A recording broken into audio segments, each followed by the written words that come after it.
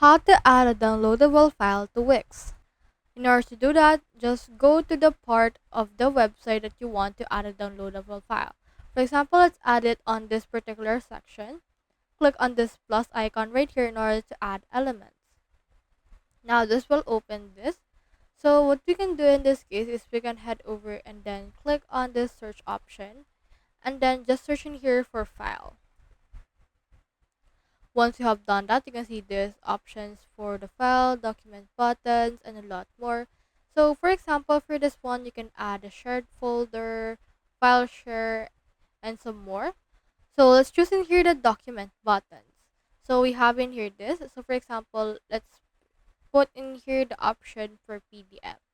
Let's head over and click on it, and then let's drag it right here to our site. As you can see here it is. So let's head over and click on that right here.